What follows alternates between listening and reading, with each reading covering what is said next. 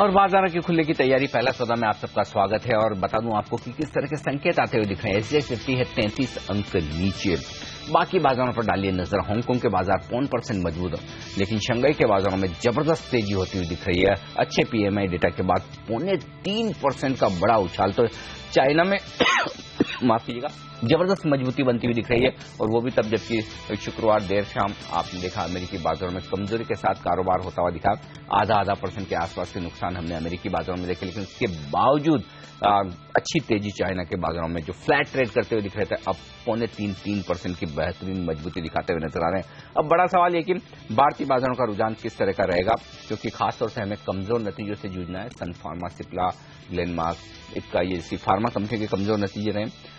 L&T के भी numbers कमजोर थे, लेकिन गाइडेंस मजबूत है और वहां पर डाउनग्रेड्स नहीं आए। तो देखना ये होगा कि वहां पर किस तरह का रुझान होता है। चलिए, पहली टिक आपकी स्क्रीन पर आती हुई दिख रही है सेंसेक्स और निफ्टी पर। 38 अंक नीचे सेंसेक्स ने शुरुआत की है, 30 अंक नीचे निफ्टी ने शुरुआत की है।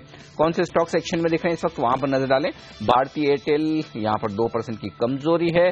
भेल में 2% के आसपास का नुकसान आपको नजर आएगा। गैस अथॉरिटी ऑफ इंडिया, गेल कमजोर है। तो ये कुछ एक स्टॉक है जो कमजोरी की तरफ ट्रेड करते हुए दिख रहे हैं। मजबूत क्या है, कोई खास रुझान नहीं, लेकिन पावर ग्रिड जो वीकेंड पर नतीजे दिए थे, 1.5% के आसपास की मजबूती वहां पर है। अल्ट्राटेक सीमेंट 2% मजबूत है। इसके साथ ही सन फार्मा 1.5% मजबूत है। ये कुछ एक स्टॉक्स हैं जो एक्शन में दिख रहे हैं। आइए रुपए की चाल पर नजर डाल लें। 6381 के मुकाबले में 6380, यानी कि एकदम शांत फ्लैट शुरुआत की है रुपए ने 1 पैसे की मजबूती के साथ। कहीं कोई बदलाव नहीं रुपए की चाल में, एकदम वही रुझान है जो शुक्रवार की क्लोजिंग का था। तो देखते हैं बाजार किन लेवल्स के आसपास सेटल होते हैं, उसके बाद हम फिर से यहां पर फोकस करते हुए दिखेंगे। लेकिन कुछ और स्टॉक्स जहां पर एक्शन दिख सकता है वो है IRB इंफ्रा। यहां पर भी वीकेंड पर नंबर्स आए थे, नंबर्स मिले जुले से नजर आ रहे हैं इस वक्त, अगर आप नजर डालें तो। और उस लिहाज से वायदा कारोबार के ट्रेडर्स के लिए राय लेना चाहता हूं IRB इंफ्रा पर। दीपेश, कैसे ट्रेड करेंगे आप? ये स्टॉक थोड़ा तो कमजोर ही रहा है। इसके अंदर काफी ओपन इंटरेस्ट बिल्डअप पे तो नहीं एडिशन दिख रहा है, बट एक बड़ा कोई संकेत नहीं दिख रहा है वायदा कारोबार से। 246 का जो क्लोजिंग था, तो एक में भी 2-3% नीचे और 2-3% ऊपर के एक रेंज के अंदर ट्रेड करता हुआ नजर आएगा ये stock, because there is no proper clues coming out from the F&O trade right now. साथ ही अगर आप GMR इंफ्रा पर भी एक चेक ले सके, क्योंकि यहाँ पर भी हमने देखा है इतना कुछ एक्साइटिंग क्वार्टर नहीं था। दीपेश, GMR इंफ्रा कंपैरेटिवली में भी एक लोअर बैंड पे ट्रेड कर रहा है। आई थिंक 13.5 एक इसका सपोर्ट बहुत स्ट्रांग रह सकता है ये एक्सपायरी के लिए। तो एक कहाँ भी एक डाउनफॉल दिखे यहाँ से, तो एक खरीदी करने की सलाह रख के मान के चलना चाहिए। आई थिंक ऊपर में 15.5-16 तक के ऊपर में टारगेट्स क्लियरली ओपन दिख सकते हैं ये एक्सपायरी के अंदर ही। सुजलोन, अविनाश आपसे राय लेना चाहता हूं इस स्टॉक पर। फिर से एक अच्छी तिमाही के बाद यहाँ पर कंपनी ने भारी भरकम नुकसान दर्ज किया है, 1200 करोड़ का। क्या लगता है इस स्टॉक में क्या करना चाहिए? एक जो उम्मीदें बनी थी लोगों की कि इस स्टॉक के लिए अब अच्छे दिन आए हैं। आई थिंक अनिल जी, अच्छे दिन के लिए बहुत वक्त लगेगा, बिकॉज आई थिंक क्लियरली काफी बड़ा स्ट्रेटेजिक इन्वेस्टर कंपनी में आया है। लेकिन अगर हम डेट की पोजीशन देखें, रियलिटी में अभी भी डेट काफी मजबूत है। आई थिंक इंटरेस्ट कॉस्ट काफी बड़े, और क्लियरली जब तक पूरी तरह से डेट की रिस्ट्रक्चरिंग नहीं होती है, मेरे ख्याल से कैश फ्लोज वीक रहेंगे। तो आई थिंक अगर इन्वेस्टर्स को अगर इन्वेस्ट भी करना है, तो मेरे ख्याल से कम 2 साल के ऊपर का नजरिया रखें, क्योंकि शॉर्ट टर्म में मुझे नहीं लग रहा है कोई बड़ा अर्निंग्स ट्रिगर है जिससे कि स्टॉक में ऐसी कोई अच्छी रेटिंग होगी। इनफैक्ट स्टॉक ये रिजल्ट्स के बाद आज आपको और थोड़ा वीकनेस देखने को मिले। कुछ रियल्टी कंपनियों के भी नंबर्स आए, जहां पर ऑर्बिट कॉर्प परफॉर्मेंस एक लॉस देखने को मिला है 45 करोड़ का। लॉस थोड़ा कम जरूर हुआ है। इनकम फ्रॉम ऑपरेशंस थोड़ी सी बेहतर होती हुई दिखाई दी है, लेकिन इसके सामने प्रेस्टीज के नतीजे काफी बेहतर है। 20% का इजाफा और 113 करोड़ माफ कीजिएगा का प्रॉफिट कंपनी ने पोस्ट किया है। माने सब टेक्निकल ग्राउंड्स पर प्रेस्टीज, ऑर्बिट, यूनिटेक जैसे काउंटर्स पर आपकी क्या राय रहेगी? हमने देखा है प्रेस्टीज के नंबर्स अच्छे, यूनिटेक, ऑर्बिट परफॉर्मेंस खराब रहा है। In the other fact is कल रेट कट की पूरी उम्मीद है, तो उसके पहले क्या कुछ पोजीशंस एटलीस्ट उन कंपनियों में कुछ बिल्टअप की जा सकती है जहां पर परफॉर्मेंस अच्छा है क्वार्टरली? नहीं, मैं नहीं समझता यहाँ पर कोई भी लॉन्ग क्रिएट करना चाहिए। और ओवरऑल अगर आप रियलिटी स्टॉक्स देखें तो वहाँ पर वीकनेस दिखती, चाहे वो डीएलएफ हो, आईवी रियल एस्टेट हो, यूनिटेक हो।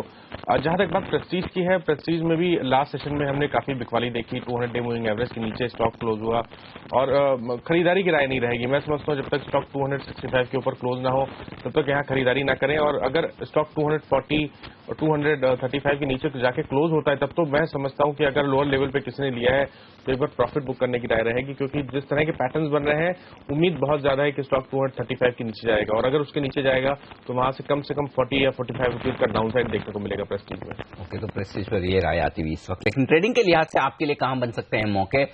सारी ट्रेडिंग कॉल्स लेकर हमारे साथ जुड़ रही हैं पूजा त्रिपाठी। पूजा, बताइए क्या राय, सब तरफ खरीदारी की है? मिला जुला रुझान आज देखने को मिल रहा है। कुछ जानकार खरीदारी की तरफ इशारा कर रहे हैं, कुछ बिकवाली करने की यहाँ पर राय दे रहे हैं। शुरुआत पहले बिकवाली की कॉल से करते हैं। निशान जैन श्रीराम ट्रांसपोर्ट फाइनेंस में बिकवाली करने की राय दे रहे हैं आज के सेशन में। इनका मानना है कि lower top lower bottom formation बन रहा है और सेल ऑन राइस की रणनीति लगाने की यहाँ पर राय दे रहे हैं। अगले कुछ दिनों में स्टॉक में 810 तक की गिरावट देखने को मिल सकती है, तो यहाँ पर बिकवाली करके चलने की राय। दूसरा कॉल है मोहित गाबा का। इन्होंने एशियन पेंट्स में खरीदारी करने की राय दी है। इनका मानना है कि मोमेंटम इंडिकेटर्स बाइंग मोड पर है, टेक्निकली काफी स्ट्रांग दिख रहा है चार्ट, और 2 से 3 दिन में 805 तक के लेवल्स इस काउंटर में देखने को मिल सकते हैं। अगले 2 कॉल्स के लिए हमारे साथ बने हुए हैं मानस जायसवाल। गुड मॉर्निंग मानस, बताइए आप आज खरीदारी की राय देंगे या बिकवाली की? गुड मॉर्निंग पूजा। बिल्कुल बिकवाली की राय रहेगी, क्योंकि जिस तरह के पैटर्न्स निफ्टी पे हैं, तब जैसे मैंने पहले मेंशन किया कि 8500 8510 के ऊपर जब तक निफ्टी क्लोज ना हो उससे पहले तो कोई भी बाउंस बैक एक सेलिंग अपॉर्चुनिटी रहेगी।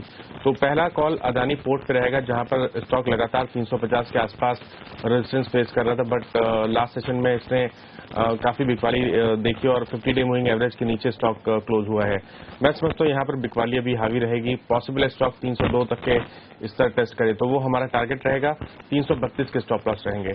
दूसरा स्टॉक हिंडाल्को रहेगा, जहां पर अगर आप देखें तो अगर आप एक ट्रेंड लाइन पिछले लोज को कनेक्ट करते हुए बनाते हैं तो उस ट्रेंड लाइन के नीचे स्टॉक क्लोज हुआ है, जो कि एक नेगेटिव संकेत है, और लोअर टॉप लोअर बॉटम्स तो देखे ही जा रहे हैं स्टॉक में। मैं समझता हूँ कि यहाँ पर वीकनेस बढ़ेगी। स्टॉक मार्च के लो जो कि 123 के आसपास है वो टेस्ट कर सकता है, तो अभी भी यहाँ पर शॉर्ट क्रिएट किया सकते हैं 132 के स्टॉप लॉस के साथ। जी, तो हिंडाल्को और अदानी पोर्ट पर यहाँ पर बिकवाली करने की राय मानस जायसवाल की तरफ से। आखिरी कॉल है इंद्रनारायण बिस्वास का। इन्होंने भेल में खरीदारी करने की राय दी है। वीकली चार्ट्स काफी स्ट्रांग है, बुलिश पैटर्न बन रहा है वीकली चार्ट्स पर, और 3 से 4 दिन में एक अच्छी बढ़त देखने की उम्मीद है। 265 तक के लेवल्स इस काउंटर में देखने को मिल सकते हैं। आज 5 में से 3 कॉल्स में जानकार बिकवाली करने की राय दे रहे हैं। कुछ बिकवाली का दबाव आता हुआ दिखाई जरूर दे सकता है, जानकारों का मानना है। लेकिन कुछ काउंटर जहां पर बिकवाली के कोई साइंस नहीं देखने को मिलेंगे, स्पेशली नंबर्स के बल पर अगर आप देखें। BEML उनमें से एक है। देखिए मुनाफा जो है करीब 170 करोड़ पर आया है, एक अच्छा स्ट्रांग परफॉर्मेंस देखा गया है। बिटा लेवल पर हमने देखा है 50 करोड़ से आंकड़ा बढ़कर 163 करोड़ पर आया है, और मार्जिन में काफी स्ट्रांग इंप्रूवमेंट देखने को मिला है। अविनाश, BEML पर आपकी क्या राय रहेगी? यहाँ से कितनी और तेजी दिखा सकता है काउंटर? प्री ओपन सेशन में 6% के गेन्स देखे गए हैं। आई थिंक हर्षदा नंबर्स काफी स्ट्रांग है। इनफैक्ट बोथ ऑपरेटिंग लेवल पे as well as net level पे प्रॉफिट्स काफी अच्छी तरह से बढ़े, और I think clearly railway space में जिस प्रकार का ऑर्डर बुक इनके पास है और जिस प्रकार के इनिशिएटिव्स गवर्नमेंट ले रहा है, मुझे लग रहा है कि क्लियरली आई थिंक आगे आने वाले क्वार्टर्स में स्पेशली FY16 और 17 में अगर ऑर्डर बुक की ट्रैक्शन अच्छी रहेगी तो clearly I think margin improvement के लिए और भी जगह है। आई थिंक हमने देखा था कि काफी टाइम तक 2-3 क्वार्टर से मार्जिन के पॉइंट ऑफ व्यू से काफी अंडर परफॉर्म PML ने किया था, लेकिन अगर ये सस्टेन होते हैं तो मेरे ख्याल से यहां से भी एक 10-15% की अपसाइड पॉसिबल है। I think clearly with in the railway space ये एक नीश प्लेयर है जहां पे EBITDA मार्जिन बढ़ने की काफी पॉसिबिलिटी और भी है। ओके, तो ये राय आती है इस पर। लेकिन फार्मा स्पेस से दीपेश, एक और स्टॉक जो कमजोर खुलने के संकेत दे रहा है प्री ओपनिंग सेशन में, वो है ग्लेनमार्क फार्मा। 2.5-3% कमजोरी, यहां भी नंबर्स काफी कमजोर आते हुए दिखे वीकेंड पर। क्या करना चाहिए? जैसे कि मैंने पहले भी कहा Anil ji, I think pharma as a sector 80% of the stocks are showing little exhaustion and एक ऊपर में कहाँ भी उछाल दिखता है तो ये सब काउंटर्स एक सेलिंग अपॉर्चुनिटी ही बनती है। 900 एक प्रिसाइज लेवल पे बताऊंगा कि एक बहुत ही स्ट्रॉन्ग हर्डल दिखा जाएगा in terms of call congestion is also concern. एक ये लेवल मान के चल सकते हैं कि बहुत ही अच्छा लेवल होएगा सेल करने के लिए ग्लेनमार्क फार्मा को। ओके, तो यहाँ पर आगे बिकवाली का दबाव रहेगा और इधर शॉर्ट की पोजीशन आप ले सकते हैं। ये है फिलहाल रहा। एक और काउंटर जो वायदे बाजार में हमने देखा ऑफ लेट काफी एक्टिव रहता है, जस्ट डायल। परफॉर्मेंस अच्छा रहा है। दीपेश, क्या कुछ तेजी की पोजीशंस आप एडवोकेट कर रहे हैं? इतना क्लोजली तो ट्रैक नहीं किया ये काउंटर को, बट अगर आप जो बेसिक पैरामीटर्स से अगर इवैल्यूएट करूं तो बेसिकली मार्जिनल लॉन्ग्स इसके अंदर ऑलरेडी है, तो एक पूरा ओवरऑल सेंटिमेंट एक पॉजिटिव ही रहेगा। ऊपर 1200 के ऊपर एक फ्रेश मोमेंटम आ सकता है, बट अनटिल अनलेस एक रेंज बाउंड प्ले के लिए एक बाइंग करना है तो कर सकते हैं। अविनाश, एविएशन स्टॉक्स पर आपसे राय लेना चाहूंगा। एक और तो जेट ने भारी भरकम लॉस दर्ज किया है फिर से, दूसरी तरफ यहां पर 7-7.5% एटीएफ के दाम भी बढ़े हैं, जेट और स्पाइस जेट, क्या राय है? मैं आई थिंक दोनों के लिए एक डेफिनेटली नेगेटिव न्यूज फ्लो है, क्योंकि हमने देखा कि स्पाइस ने इस क्वार्टर ही प्रॉफिटेबिलिटी में वापस रिकॉर्ड किया है। लेकिन अगर हम जेट की बात करें तो क्लियरली आई थिंक नंबर्स भी डिसअपॉइंटिंग है, और क्लियरली जिस प्रकार का क्रूड का प्राइस आया है, मेरे ख्याल से अभी भी ऐसा नहीं लग रहा है कि कोई टिकट के प्राइस में बढ़ोतरी हो सकती है। इनके कॉस्ट अभी भी मेरे ख्याल से अगर हम देखें तो फ्यूल कॉस्ट अभी भी इनको काफी हर्ट कर रहे हैं। तो आई थिंक क्लियरली आने वाले 1-2 क्वार्टर्स के लिए अनलेस ट्रैफिक ग्रोथ काफी बढ़िया रहती है, जो मेरे ख्याल से थोड़ा टाइम लगेगी, मेरे ख्याल से बोथ जेट और स्पाइस जेट में आपको आज थोड़ा सा दबाव देखने को मिलेगा। Even medium term point of view से Anil ji clearly I think ये वोलेटाइल काउंटर्स रहेंगे, क्योंकि यहाँ पे कैश फ्लोज अभी भी ऑपरेटिंग लेवल पे इन दोनों कंपनीज के वीक है। ओके, ये है फिलहाल राय इस स्पेस पर, और तो दबाव के घेरे में स्टॉक्स रह सकते हैं। जस्ट डायल पर टेक चेक में आपसे मानस लेना चाहूंगी।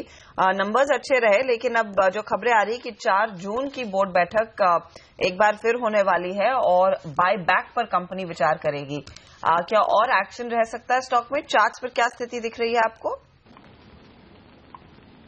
देखिए, लोअर लेवल से जरूर रिकवरी देखने को मिली है, बट फिर भी अगर आप देखिए तो पिछले 5-6 ट्रेडिंग सेशंस में स्टॉक ने अपना 50-डे मूविंग एवरेज ब्रेक नहीं किया, उसके ऊपर नहीं निकला और लगातार वहां पर सेलिंग प्रेशर देखने को मिला है। तो मेरा तो मानना है कि जब तक 1190 और 1200 के लेवल्स ब्रीच ना हो, उसके ऊपर स्टॉक ना जाए, यहां पर लॉन्ग ना बनाए। अगर 1200 के स्तर ब्रीच हो जाते हैं, उसके ऊपर स्टॉक क्लोज होता है, तब तो आप लॉन्ग बना सकते हैं, इस उम्मीद में कि यहां से रिकवरी देखने को मिलेगी और स्टॉक अपना 200-डे मूविंग एवरेज जो कि 1330 के आसपास होगा वो टेस्ट करेगा। तो लॉन्ग बनाने हैं तो 1200 के ऊपर ही बनाने चाहिए। ओके, खरीदारी करने की राय यहाँ पर 1200 के ऊपर और लगभग उन्हीं लेवल के आसपास खुलने के संकेत देता हुआ दिख रहा है। तो बायबैक पर होगी नजर 4 जून को जो होने वाला है, ये एक्शन इंटरेस्टिंग होगा। ऑयल मार्केटिंग कंपनियों के शेयरों पर क्या राय रखते हैं दीपेश, क्योंकि अब फिर से क्रूड के दाम ऊपर की तरफ जाते हुए नजर आ रहे हैं। एक अच्छा एक्शन हमने देखा था पिछले हफ्ते, अब क्या करेंगे इनमें?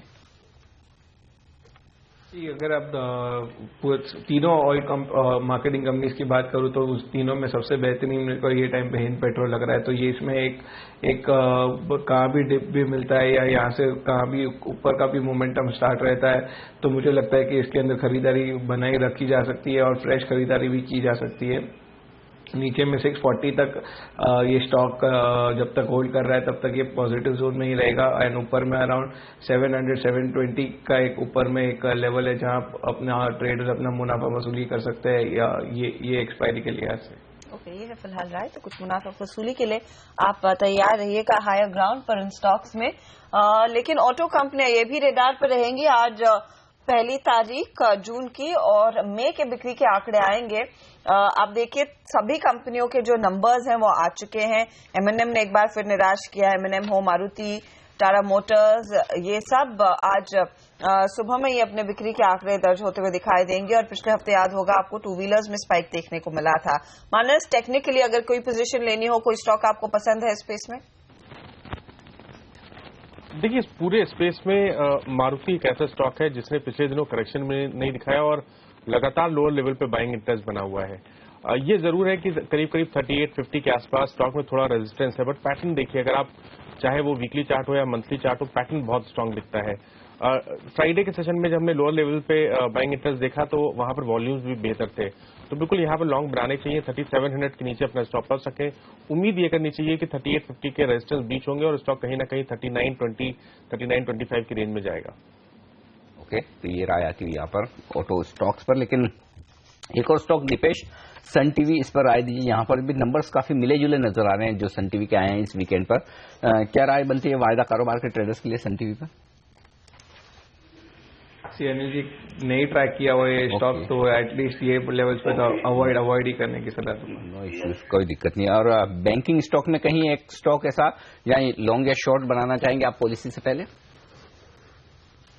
मुझे लग रहा है कि बैंकिंग स्टॉक के अंदर एक सिंडिकेट बैंक एक ऐसा काउंटर जिसमें लॉन्ग बनाया जा सकता है। यहाँ से अराउंड 5 to 8% का ये एक्सपायरी में कंफर्टेबल अपमूव क्लियरली आ सकता है सिंडिकेट बैंक में।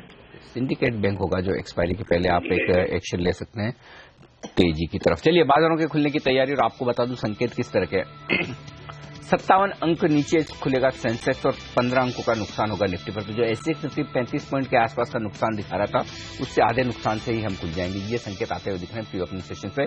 1/4% का नुकसान है सेंसेक्स, निफ्टी और मिड कैप इंडेक्स में। लेकिन बैंक निफ्टी एकदम फ्लैट खुलने के संकेत देता हुआ दिख रहा है। तो इंटरेस्टिंग ये होगा कि बैंक निफ्टी का रुझान किस तरह का रहता है। स्टॉक्स जो एक्शन में होंगे उसमें कोई डाउट नहीं। नेगेटिव साइड पर फार्मा स्टॉक्स, सन फार्मा 5% नीचे, लुपिन 3% फिर से गिरेगा, सिप्ला में 1% का ही नुकसान है। ये इंटरेस्टिंग है कि सिप्ला देखना होगा खुलने के बाद क्या और गिरता है। लेकिन बाजार की शुरुआत ज्यादा कमजोर होती दिख रही है। 75 अंक नीचे सेंसेक्स पर है, निफ्टी सिर्फ 10 अंक नीचे। तो निफ्टी पर ज्यादा नुकसान नहीं है, सेंसेक्स भी अब रिकवर करता हुआ दिख रहा है। महज 15 अंक नीचे सेंसेक्स है, महज 5 अंक नीचे निफ्टी है। तो काफी बेहतर शुरुआत ये कहना होगा।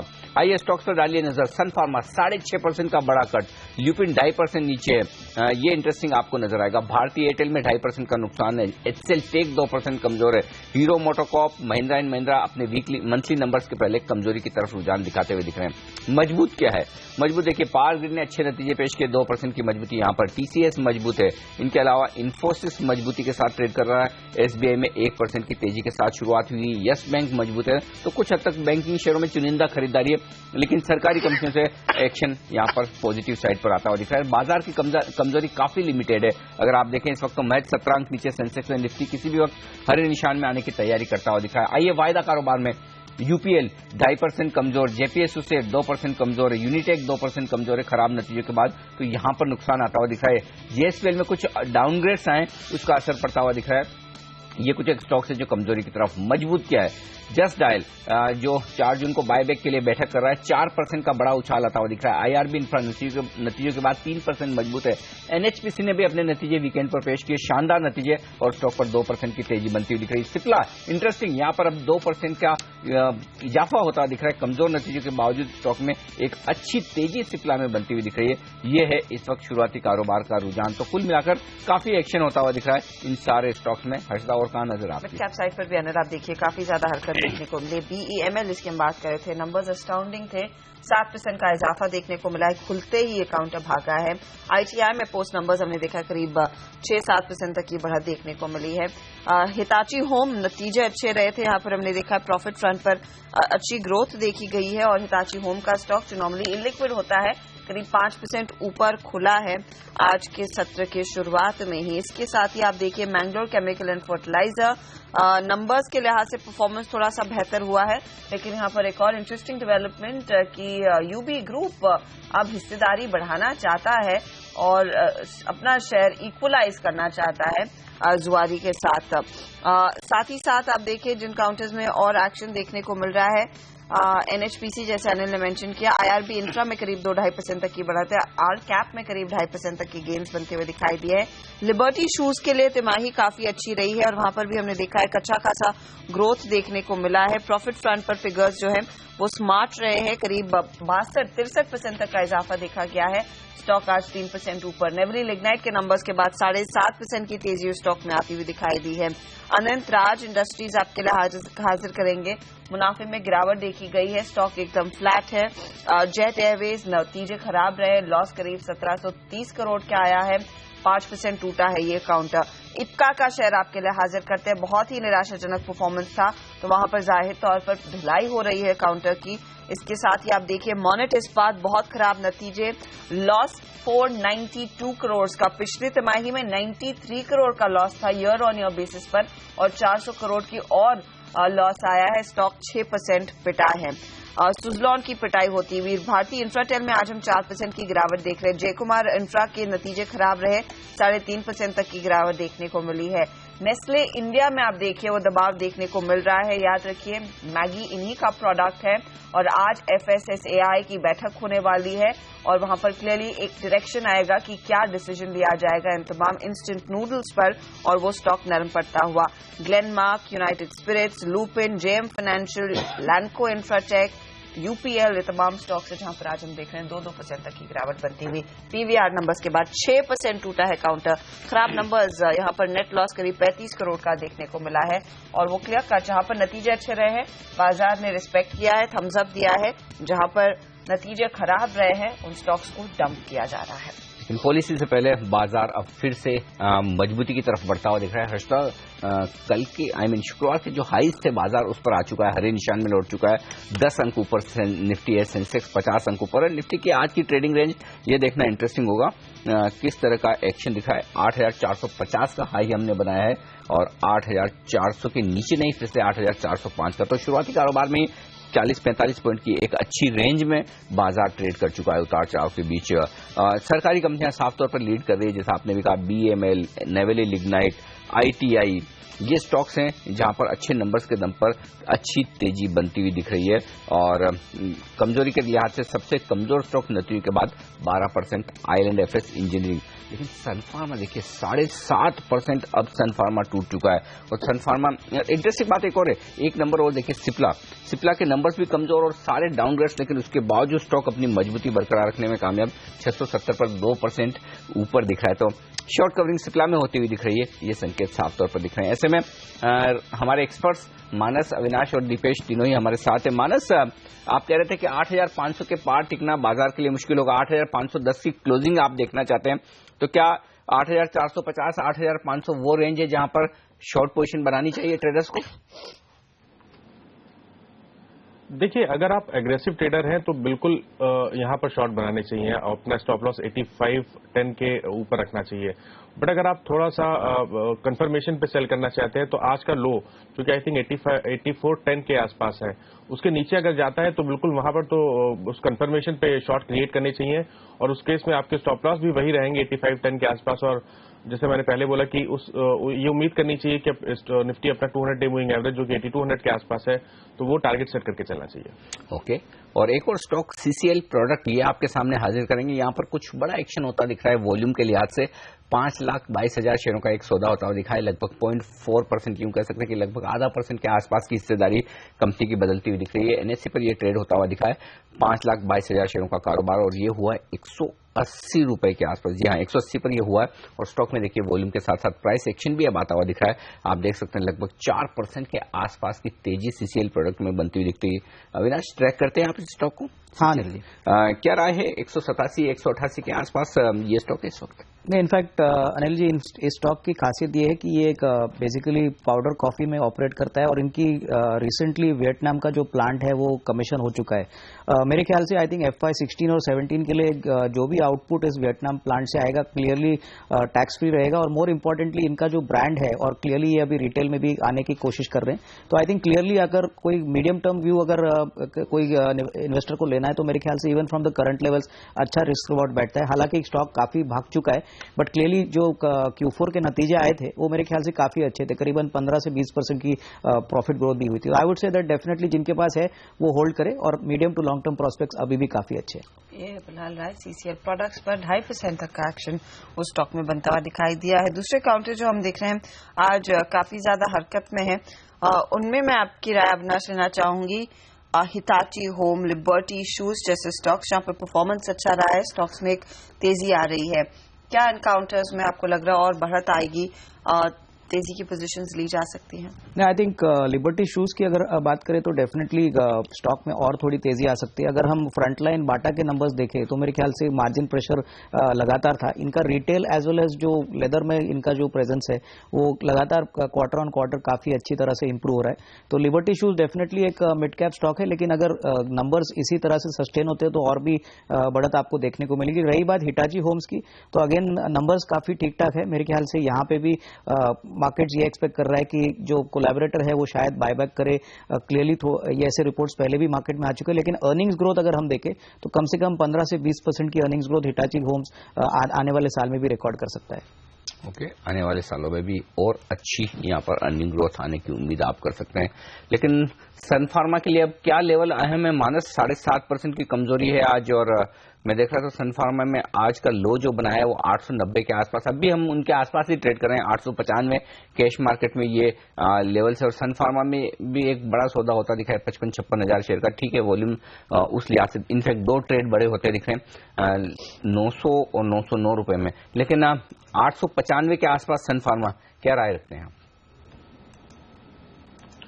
देखिए, एक बहुत इंपॉर्टेंट सपोर्ट जो कि 912 के आसपास था वो तो ऑलरेडी स्टॉक ने ब्रीच किया, उसके नीचे गया है। बट उससे भी इंपॉर्टेंट है अपना स्टॉक का 200 डे मूविंग एवरेज जो कि 889 के आसपास है, और आज का लो आई थिंक 889 के आसपास ही होगा। अगर ये लेवल्स ब्रीच होते हैं तो शायद यहाँ पर बिकवाली और बढ़ेगी, और उस केस में पॉसिबल है कि करीब करीब 810 815 तक के लेवल्स सन फार्मा में देखे जाए। तो बिल्कुल कॉशियस रहना चाहिए। अगर आपने आज मॉर्निंग में भी लिया है तो भी अपना स्टॉप लॉस 889 के नीचे जरूर रखें। ओके, तो 815 की तैयारी होनी चाहिए। 889 के नीचे स्टॉप लॉस लगाना काफी इंपॉर्टेंट है, क्योंकि एक और गहरी मार पड़ती हुई दिखाई देगी। स्टॉक 7% नीचे। इसके साथ ही सिप्ला पर भी एक नजर डालें, उन नंबर्स के बाद 1.5% का इजाफा। हालांकि ग्लेनमार्क और यहाँ 2.5% नीचे है, और साथ ही इप्का में भी हम देख रहे हैं बिकवाली का दबाव बनता हुआ दिखाई दिया। बहुत बहुत धन्यवाद आप सभी का हमारे लिए समय निकालने के लिए, मानस, दिपेश और अविनाश। हम लेंगे इसी के साथ एक छोटा सा ब्रेक। 8437 पर निफ्टी कर रहा है कारोबार। 22 अंकों की बढ़त सेंसेक्स में देखने को मिल रही है। छोटे मझौले काउंटर्स का इंडेक्स अब हल्की सी गिरावट दिखा रहा है, 24 अंक गवा चुका है, लेकिन बैंक निफ्टी में आज पूरा कंसंट्रेशन है और 87 पॉइंट का इजाफा इस इंडेक्स में देखने को मिला है। हम लेंगे एक ब्रेक। हमारे साथ आगे जुड़ेंगे निर्मल बंग सिक्योरिटीज के सीईओ राहुल अरोरा। उनसे जानेंगे अब जून सीरीज से क्या एक्सपेक्ट किया जाए और यहां से किन स्टॉक्स में एक्शन देखने को मिलेगा तेजी का।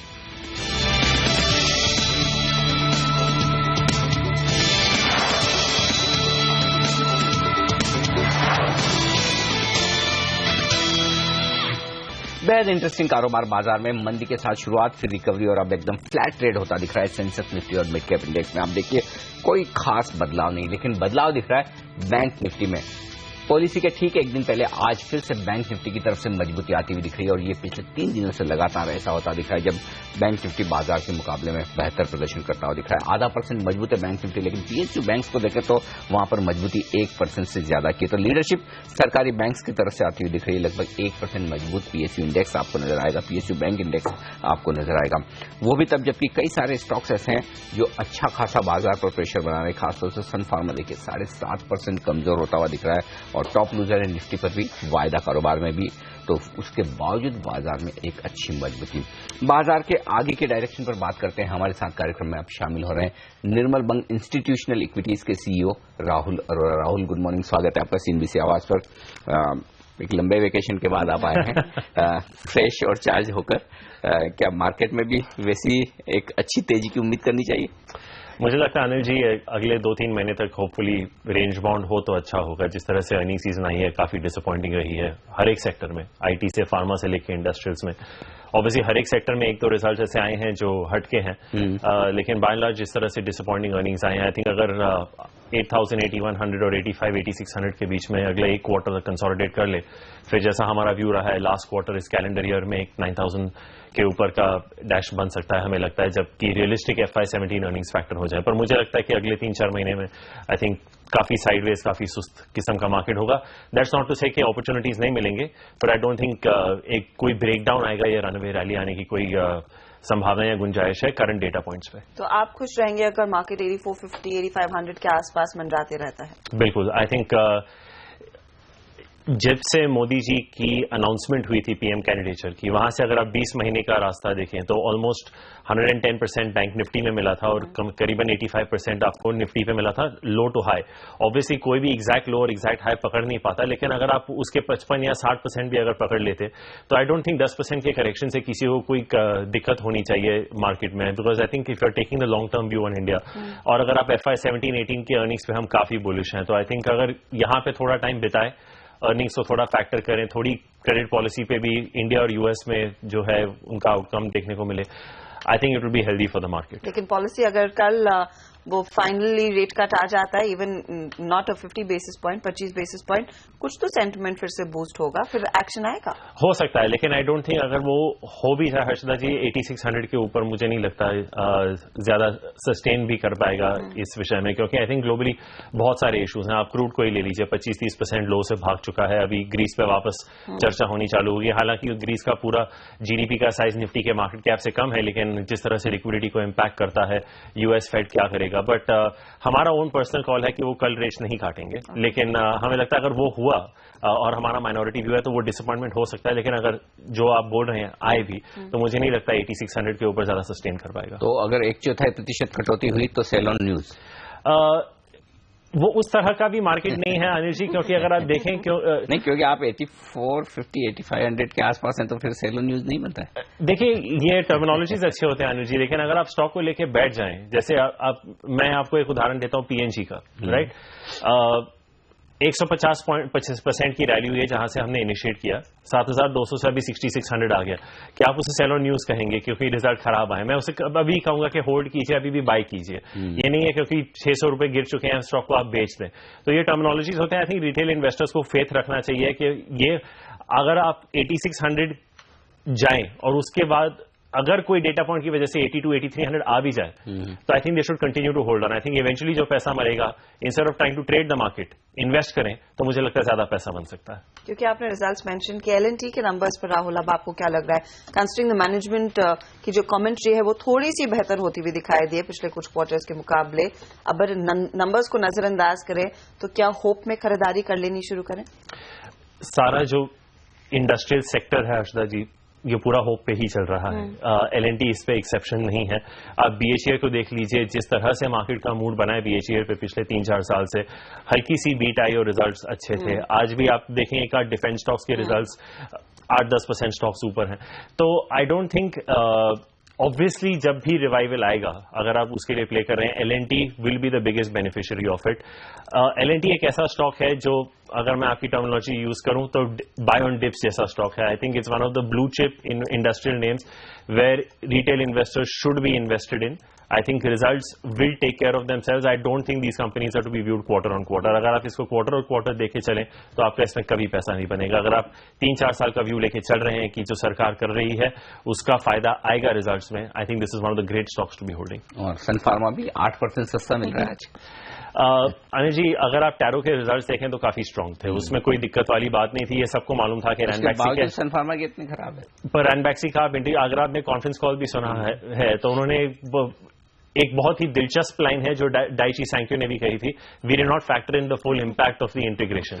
तो रैनबैक्सी एक्चुअली एक ऐसी कंपनी, आप स्माइल करें पर ये हकीकत है, मार्केट में काफी लोगों को समझ में नहीं आती। तो डाइची के बाद सन फार्मा भी नहीं, आई डोंट थिंक ऐसा व्यू बनने की कोई संभावना है। आई थिंक मिस्टर सांघवी काफी केपेबल हैं, वो समझ पाएंगे। लेकिन आई थिंक इमीडिएटली ये like LNT definitely buy on dip stock बनेगा Anil ji. I don't think इस क्वार्टर के रिजल्ट पे आप कहेंगे कि सन फार्मा को बेच दिया जाए। नहीं, ये ऐसा एक इंटरेस्टिंग रिजल्ट जो था टेक महिंद्रा का जी, जहां 15% रिजल्ट के दिन गिर गया और उसके बाद धीरे धीरे रिकवरी आती हुई दिखी। तो क्या ये एक ब्रॉडली ये व्यू लेना ठीक है कि निफ्टी के स्टॉक्स जो फंडामेंटली ठीक है, इस क्वार्टर की खराब अर्निंग की वजह से अगर डबल डिजिट गिरावट इन शेयरों में आ रही है, क्या खरीदारी का मौका है? ऐसे एक स्टॉक ल्यूपिन भी है सन फार्मा के साथ लगातार कमजोर हो रहा है। मुझे बेहद खुशी है आपने टेक महिंद्रा का नाम लिया, क्योंकि हमारे जो हेड ऑफ रिसर्च हैं गिरीश पाया, वो IT सेक्टर को ट्रैक करते हैं। वो काफी 3-4 महीने से लोगों को कह रहे हैं कि टेक महिंद्रा की जो FY 16 और 17 के मार्जिन होंगे वो स्ट्रीट को बहुत डिसअपॉइंट करेंगे। हमारे इनिशिएशन से हमारा टारगेट प्राइस ही 15% लोअर था। तो उस बेसिस पे अगर देखा जाए तो मुझे खुशी है कि हमारा कॉल सही दिशा में जा रहा है। आई थिंक जो LCC के जो मार्जिन ब्रॉडली मार्केट में कोई टेक महिंद्रा पर बेरिश था नहीं एक्चुअली। हाँ, वो एक्चुअली मैं आपको ऑब्वियसली अपने क्लाइंट डिटेल्स नहीं कह सकता हूँ, लेकिन one of the largest funds ने एक्चुअली हमारे कॉल की काफी दाद दी थी जब हमने प्रेजेंट किया था कि काफी ahead of the curve call थी। लेकिन आपका ब्रॉडर क्वेश्चन है कि अगर ये स्टॉक्स अगर आपको 15-20% कम मिल रहे हैं, जो मार्की नेम्स हैं, क्या टेक महिंद्रा हमेशा खराब करता रहेगा? Obviously not. उनका भी एक एलसीसी का एक्विजिशन है जो इवेंचुअली फैक्टरिंग होने के बाद, जैसे सन फार्मा का है या जैसे इन्होंने पूछा L&T का है, ये सब रिकवर होंगे। तो आई थिंक जो भी डिप्स आपको इन स्टॉक्स में मिल रहे हैं, जो क्वालिटी नेम्स हैं, आपको लेके चलना चाहिए। अगर आपका कम से कम 102 साल का व्यू हो Anand ji, I don't advise to trade this market. Is a wonderful market to be investing in. I have a slightly different view, मुझे लगता है जो सरकार कर रही है ठीक कर रही है। भले ही राहुल आप मना करें, लेकिन ट्रेडिंग हर रोज होती है, हर रोज मार्केट खुलते उतार चढ़ाव हर रोज होता है। आपको भी अपने क्लाइंट्स को हर रोज एडवाइस करना होता है। एक और स्टॉक जो आप क्लोजली ट्रैक करते हैं, जस्ट डायल जी, राइट, 4 जून को बोर्ड बैठे के बायबैक पर, और स्टॉक में एक नंबर्स भी अच्छे ही हैं, बुरे नहीं कहे जा सकते। क्या राय बनती है इस पर? खरीद लीजिए। आई थिंक जो उनका जो सर्च प्लस ये है, बहुत ब्लड प्रेशर देने वाला स्टॉक है, इतना वोलेटाइल, इतना उतार चढ़ाव। पर इसमें आप होल्डिंग भी देखें ना अनुज जी, जो एंकर इन्वेस्टर्स या पी इन्वेस्टर्स थे, उनका इतना पैसा बना है, जाहिर सी बात है कहीं पे भी आप सप्लाई तो देखेंगे। मेरा सवाल यही है राहुल की P investors gotten at a time जहां पर वो बिजनेस में ग्रोथ थी। अब जस्ट डायल में आई डोंट नो इतनी ज्यादा ग्रोथ है अगर इसके आप पेयर से कंपेयर करें, वहां पर काफी देव moved ahead of its time. Just Dial थोड़ा सा लेट मूवर रह गया है। अगर देखिए डायरेक्ट लिस्टेड पेयर्स तो उनके हैं नहीं। अगर आप उनके रिजल्ट्स भी देखें तो उनके जो लिस्टिंग्स हैं वो ईयर ऑन ईयर 27% बढ़े हैं, जो पेड लिस्टिंग्स हैं वो 28% बढ़े हैं। तो ऐसा नहीं है कि लोग उनके प्लेटफॉर्म को यूज नहीं कर रहे। हालांकि ये मैं मानता हूं कि उनका अदर इनकम 110% बढ़ा था, इसलिए उनकी प्रॉफिट एक्सपेक्टेशन से कहीं ज्यादा आई थी, पर इवन ऑपरेशनल लेवल पे उनकी मार्जिन काफी ज्यादा हमारे एक्सपेक्टेशन से ज्यादा थी, ऑलमोस्ट 100 बेसिस पॉइंट्स हमारे एक्सपेक्टेशन से ज्यादा थी।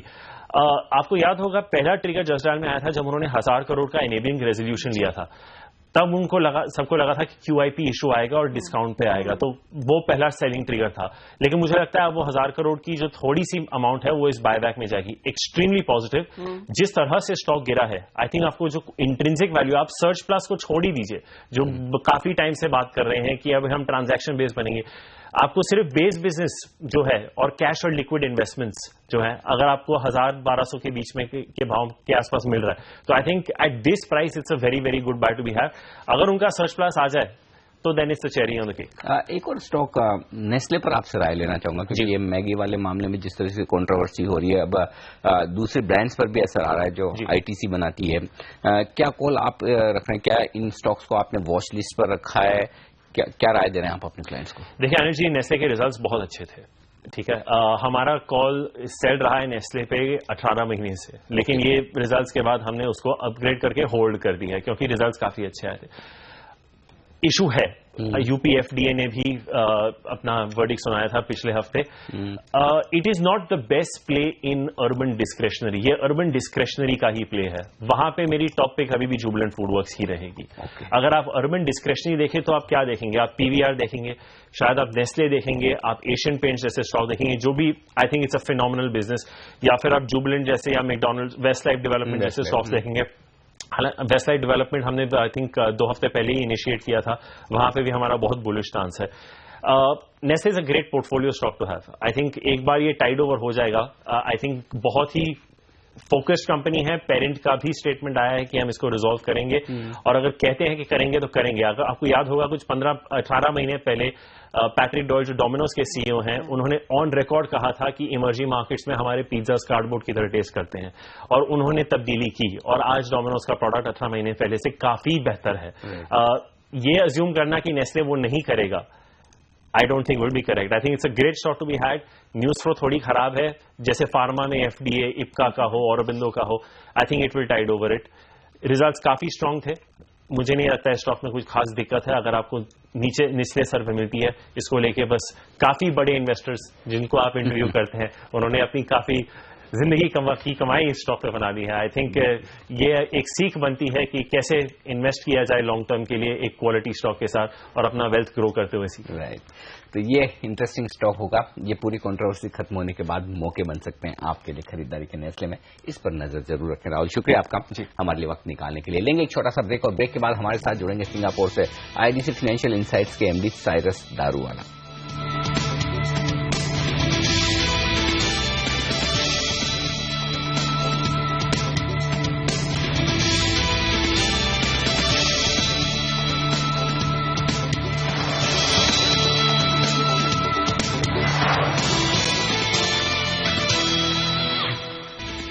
एकदम शांत कारोबार बाजार में बिल्कुल शुक्रवार के लेवल के आसपास ही ट्रेड होता दिखेगा आपको सेंसेक्स, निफ्टी और मिड कैप शेयरों में, लेकिन बैंक निफ्टी की मजबूती 0.5% की बरकरार है।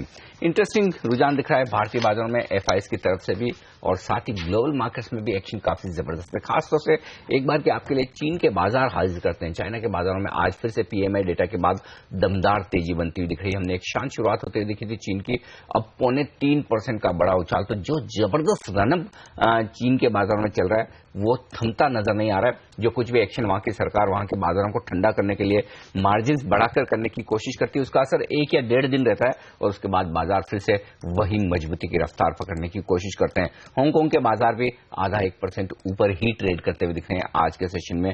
तो कुल मिलाकर एफआईज का पसंदीदा बाजार बनता हुआ दिख रहा है चीन का।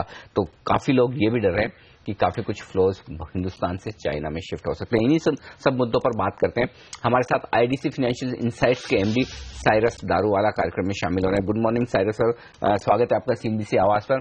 पहला सवाल मेरा यही है कि क्या चीन के बाजार एफआईज के लिए इस वक्त सबसे ज्यादा अट्रैक्टिव है दुनिया भर में, और क्या फिर एक ये चांस जो बनता नजर आ रहा है कि इंडिया में एफआईज उतना पैसा नहीं लगा रहे हैं, वो पैसा काफी हद तक चाइना में शिफ्ट होता हुआ दिख रहा है, क्या इस तरह का कोई ट्रेंड नजर आता है आपको?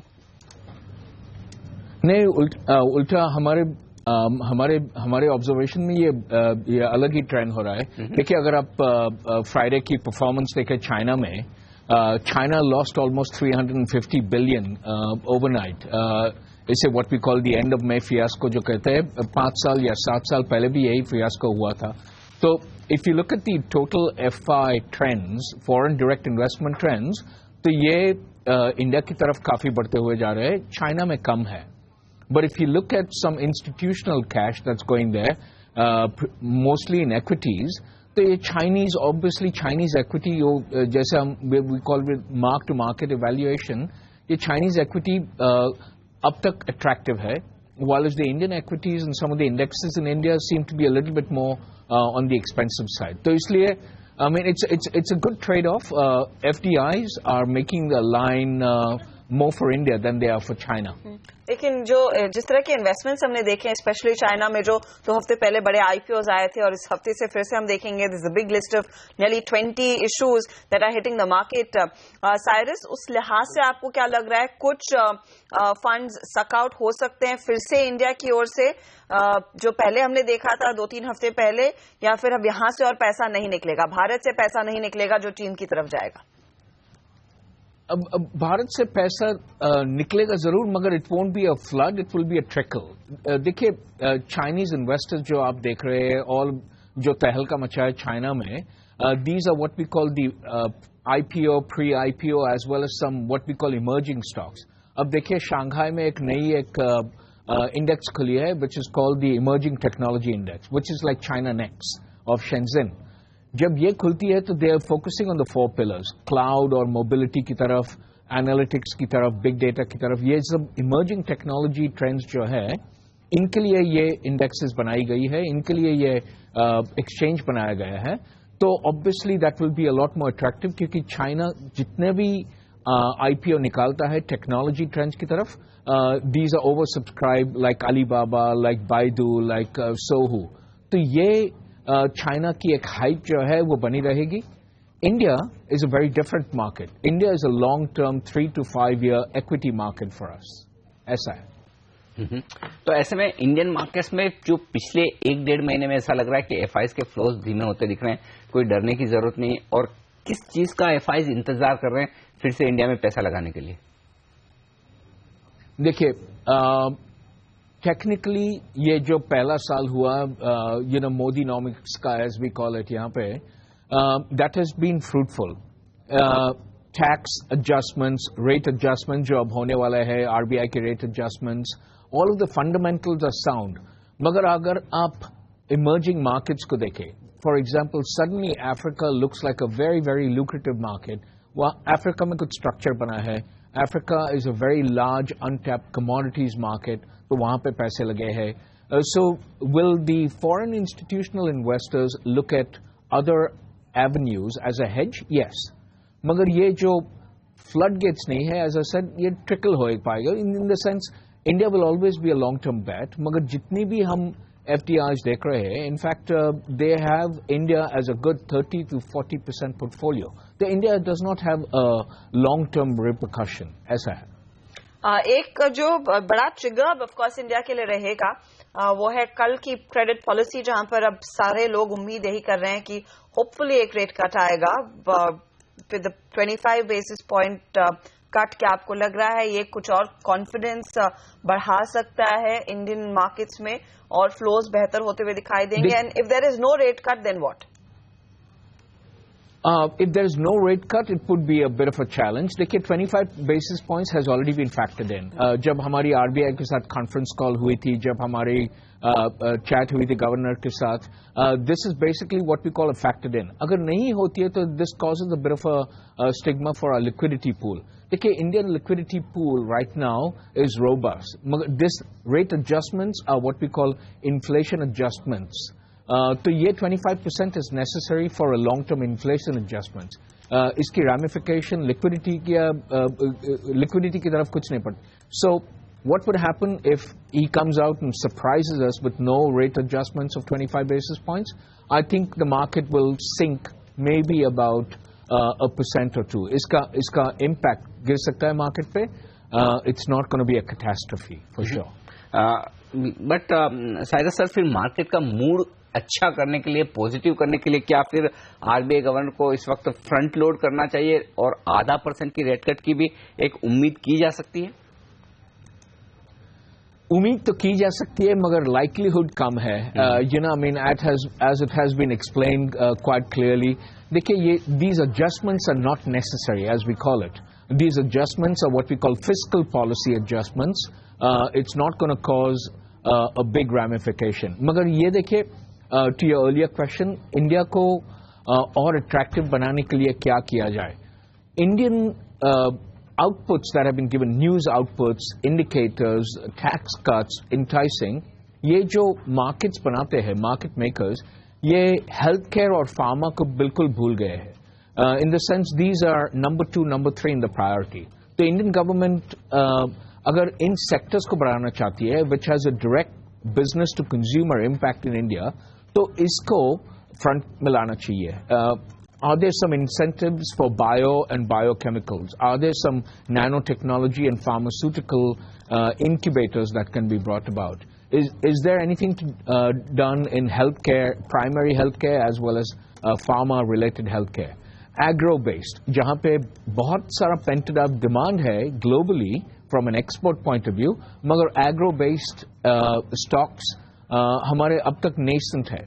तो these can be given as what we call an alternative hedge or a long-term bet, जहाँ पे there is a surplus amount of foreign institutional investors lining up, मगर इनको अच्छे चुने हुए स्टॉक्स नहीं मिल पा रहे.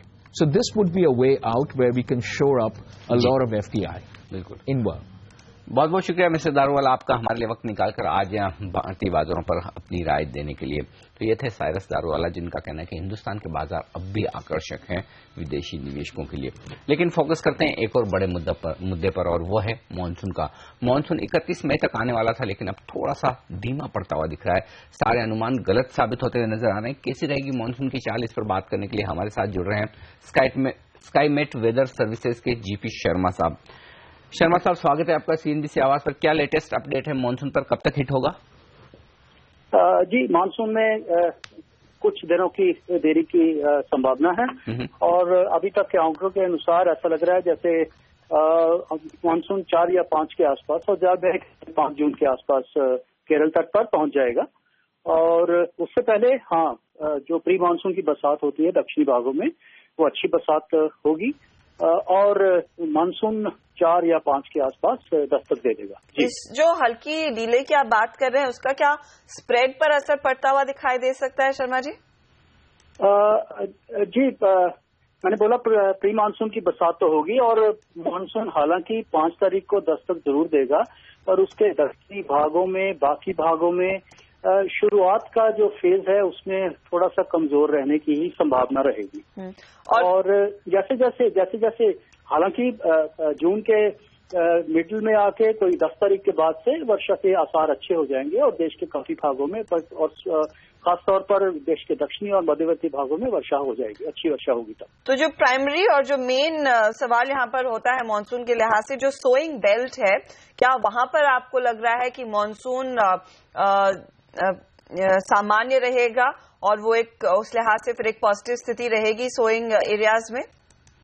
जी, पूरे सीजन का जहां तक सवाल है, अनुमान यही है कि मानसून सामान्य रहेगा, सामान्य वर्षा रहेगी। और क्योंकि जो प्री मानसून की वर्षा तो है वो पहले भी देश के अलग अलग भागों में हुई है और अगले कुछ दिनों में भी आपको वो वर्षा देखने को मिलेगी, चाहे वो उत्तरी भाग हो चाहे वो दक्षिणी भाग हो, और विशेषकर इवन मध्यवर्ती भागों में भी कुछ कुछ वर्षा जरूर हो रही है। इसलिए ऐसा कोई दिखने में नहीं आ रहा कि किसी तरह की कोई दिक्कत आनी चाहिए, कोई परेशानी आनी चाहिए। जहां तक फसलों का सवाल है, काफी नमी रहेगी जमीन में, और वर्षा का भी जहां तक सवाल है थोड़ी बहुत वर्षा जरूर होती रहेगी जो कि खेती के लिए पर्याप्त रहेगी। तो इसलिए हमें कोई ऐसा अंदेशा नहीं है कि कुछ दिक्कत या परेशानी हो। जी चलिए, तो साफ तौर पर डिले जरूर है लेकिन बहुत दिक्कतें हो वैसा नहीं। शर्मा साहब शुक्रिया, ये पूरा अपडेट हमें देने के लिए। मानसून पर थोड़ा सा डिले होता नजर आ रहा है लेकिन अब संभावनाएं बन रही है मानसून फिर से हिट करता हुआ दिखे। लेकिन बाजार में भी काफी सुस्ती का माहौल है, ऐसा लग रहा है कि तेजी और मंदी की तरफ ट्रेडर्स एक दूसरे की ताकत आजमाइश करने की कोशिश करते हुए दिख रहे हैं। इंटरेस्टिंग देखिए, आज 9% से ज्यादा की गिरावट दिख रही है सन फार्मा में। सबसे बड़ा लूजर है निफ्टी पर इस वक्त, और निफ्टी पर अगर आप टॉप गेनर देखेंगे तो फिर सिप्लाई, एक ही सेक्टर के दो स्टॉक टॉप गेनर और टॉप लूजर के तौर पर इस वक्त बाजार में नजर आ रहे हैं। तो काफी हद तक स्टॉक स्पेसिफिक एक्शन होता दिख रहा है। जो वीकेंड पर नतीजों का सीजन खत्म हुआ है, जो कुछ बची खुची कंपनियां जिन्होंने नतीजे अपने पेश किए, बाजार उसी पर आज अपना रिएक्शन देता हुआ। लेकिन आपको याद दिला दें कि 4 जून को हम लेकर आ रहे हैं सीएनबीसी आवास ट्रैवल अवार्ड 2015। छत्तीसगढ़ सरकार के सहयोग से इस ट्रैवल अवार्ड का आयोजन रायपुर में होगा। ये सीएनबीसी ट्रैवल अवार्ड का 9वां साल है। इसमें मुख्य अतिथि होंगे छत्तीसगढ़ के सीएम डॉक्टर रमन सिंह, केंद्रीय टूरिज्म मंत्री डॉक्टर महेश शर्मा और छत्तीसगढ़ के टूरिज्म मंत्री दयाल दास बघेल। ट्रैवल अवार्ड के जरिए सीएनबीसी आवास टूरिज्म इंडस्ट्री से जुड़ी संस्थाओं, कंपनियों और व्यक्तियों को उनके योगदान के लिए सम्मानित करता है। तो पॉलिसी से ठीक एक दिन पहले हफ्ते की काफी सुस्त लेकिन उतार चढ़ाव के बीच शुरुआत की है भारतीय बाजारों में पहला सौदा में। आज के लिए इतना ही, लेकिन आप बने रहिए सीएनबीसी आवास के साथ। आगे आपके लेकर आएंगे कमोडिटी मार्केट की ओपनिंग। नमस्कार।